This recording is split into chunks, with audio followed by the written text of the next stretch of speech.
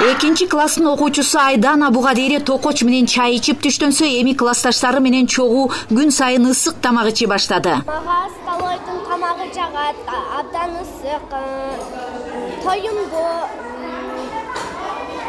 сок берет, чай берет. Ысык тамакты бул мектепте дагы 560 окуучу түштөнүү учурунда ичип жатат. Мындай ысык тамакка бул Базаркоргон районундагы дагы 15 мектепте берилүүдө. Бизде технологический карта бар. Biz ошолго карап граммдары менен жасайбыз. Ошондо даамы эч кандай өзгөрбөйт дагы, ошол рецепт боюнча болот. Даамы дагы, көрүнүшү дагы. 1-класстан 4-класска дейин окуучулар ысык тамак ичкенден бери билим сапаты артып, балдар сабактарды калтырбай калган. Эми долбоордун 2 баскычына кадам таштагандар да бар. Бала тамак ичкенден кийин акылы дагы жакшы иштейт болуш керек. Билим сапаты да жакшы болуп атат да негизи.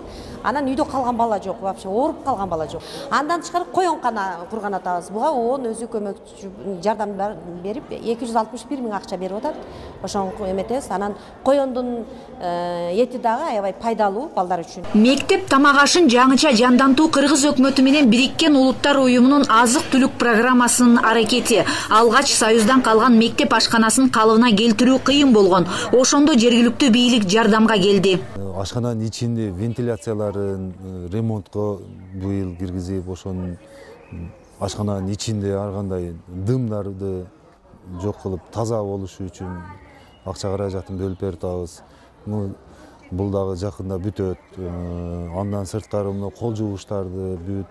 Бизде негизи ошол жерден түшкөн канализациялардын ремонтторуна акча каражатын карап берип атабыз. Мектеп тамак ашы Кыргызстанда 2006 жылдан тарта башталганын Бириккен Улуттар уюмунун тамак аш программасынын өкүлү Елизавета Залкин белгилейт. Анткени өкмөт балдар үчүн жылына $10 миллион бөлөт. Бул акчага сапаттуу тамак уюштурууга болот. Өкмөт Бириккен Улуттар уюмуна кайрылып, Россия каржылоого алды. Анткени Бириккен Улуттар уюмунун бул тармакта 50 жылдык тажрыйбасы бар. А дегенде долбоорду ишке салуу оңойго турбаса, эми ата-энелер да кубаттап иш алга жылганын айтат. Программа школьного питания в Кыргызской республике осуществляется уже достаточно давно, с 2006 года.